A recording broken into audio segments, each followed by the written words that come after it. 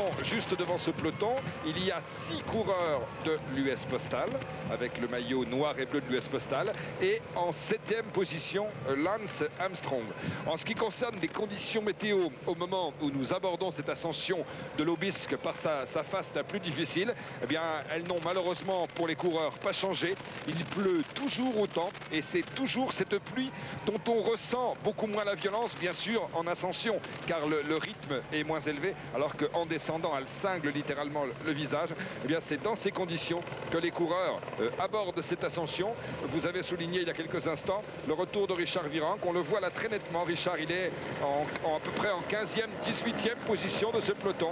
Et pour l'instant, il y a également cette position avantageuse occupée par Christophe Moreau, qui a déjà d'ailleurs tout à l'heure effectué une belle ascension de Marie-Blanque. Les coureurs de l'US Postal se sont mis en file indienne au centre de la route et ils emmènent avec une aiguille à notre compteur moto qui est environ à 30-32 km/h pour l'instant.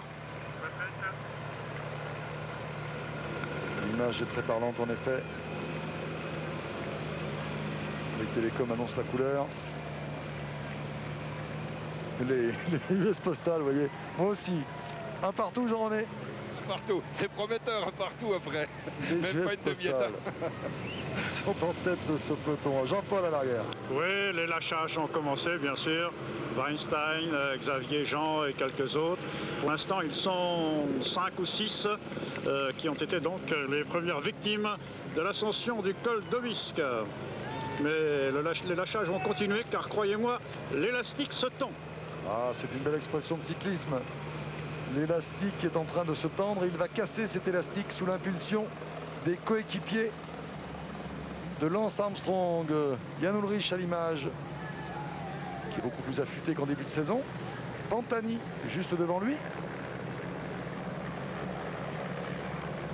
Vous reconnaissez également Christophe Moreau dans la roue d'Ullrich. Ces hommes sont très bien placés.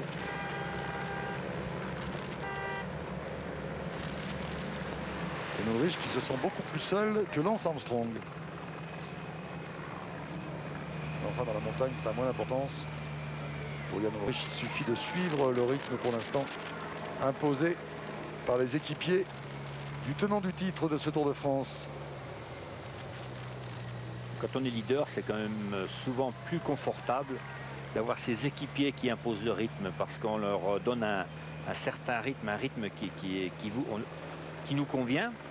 Et avec ça, on espère ennuyer les autres leaders en espérant que ce rythme ne leur va pas bien et en espérant qu'ils vont se faire un petit peu plus de soucis encore parce qu'ils n'ont pas assez d'équipiers autour. Lorsque la course est difficile, surtout comme aujourd'hui, lorsqu'on durcit la course, c'est très important de marquer le maximum de points psychologiques par rapport à l'adversaire. C'est vrai que lorsque vous avez vos équipiers devant vous, comme Lance Armstrong, et que vous trouvez que ça va un petit peu vite, vous faites hop, hop, et ils vont un peu moins vite. Alors que là, si Jan Ullrich fait hop, hop... Et oui, et puis c'est toujours important de marquer des points comme ça vis-à-vis des adversaires, essayer de créer quelques soucis supplémentaires, parce que tout le monde a des soucis avec un temps comme cela. Et si on arrive encore à créer quelques soucis supplémentaires à l'adversaire, eh bien c'est une partie en plus. Et à Hautacam, on s'est couvert. Il y a des fans, hein, mais ils se sont bien couverts.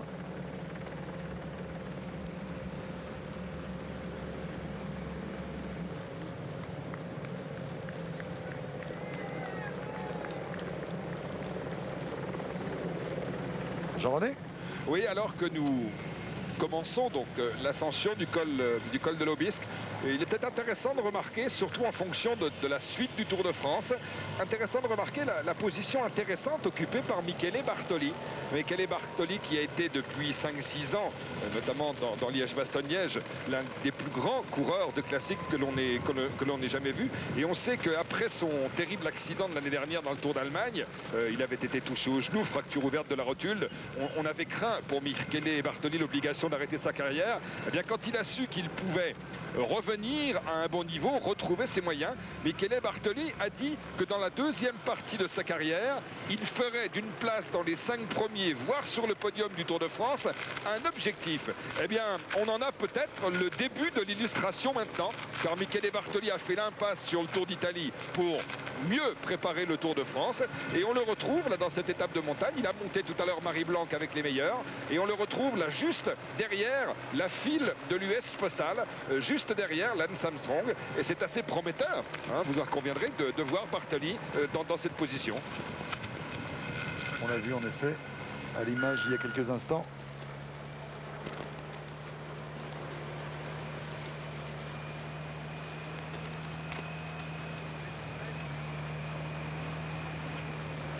Cédric Vasseur toujours bien placé et qui va pouvoir rendre des services à son leader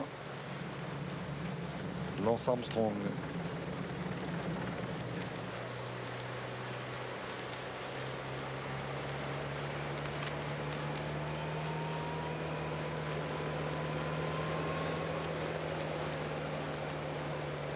La bouche grande ouverte, Vasseur, tout comme tout à l'heure Kiergaard.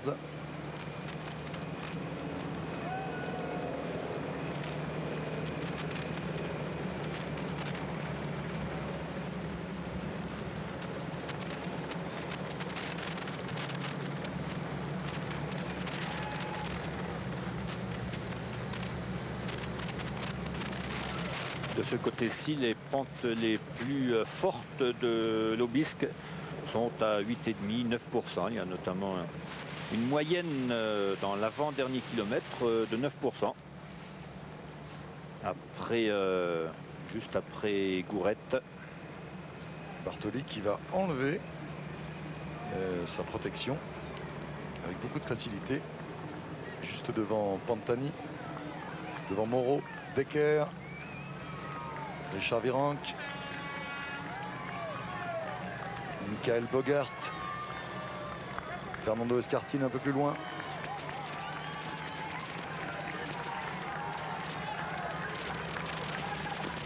Ce sont ces kilomètres-là qui vont faire mal et qui vont permettre ensuite aux leaders de faire des écarts, notamment dans la dernière ascension d'Otakam.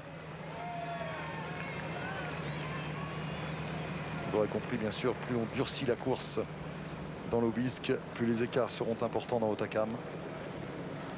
Ce qui est peut-être intéressant aussi dans ce cas de figure-là pour Armstrong, c'est que ce n'est quand même pas un vrai grimpeur, Armstrong, et qu'il craint les démarrages, notamment des purs grimpeurs comme Escartine, Jiménez, Virenque, Pantani. Et en faisant donner comme cela à son équipe, il empêche les coureurs d'attaquer parce que le rythme est déjà très élevé. Et il empêche les vrais grimpeurs de faire leur course. Vous avez le numéro d'acrobate là pour enlever l'imperméable. Pour Jiménez. Et quand on enlève son imperméable, c'est que l'ascension devient de plus en plus dure et c'est peut-être aussi qu'on a quelques arrière-pensées offensives.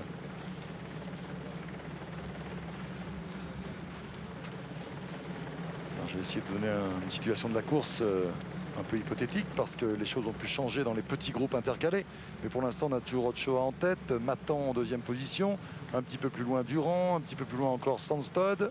Ensuite, un petit groupe avec Comesso, Bottero, Manchebo. Un autre groupe avec Odriozola, Pasquale Lorente, Hervé, Hertz. Un petit peu plus loin encore Incapi, Toller, Savoldelli, Millard. Le premier maillot jaune du Tour, donc qui est pour l'instant intercalé. Gros plan sur le tenant du titre. Très concentré, Lance Armstrong. À l'écoute de ses sensations.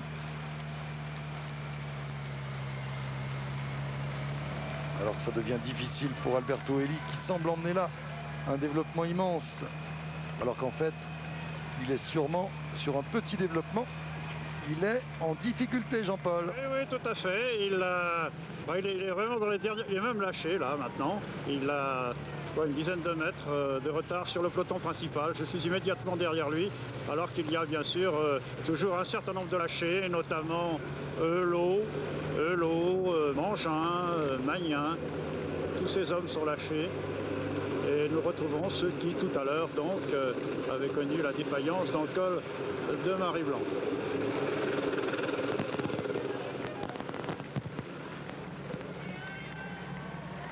Il y a un peu moins de monde. Plus que 2 équipiers devant Lance Armstrong.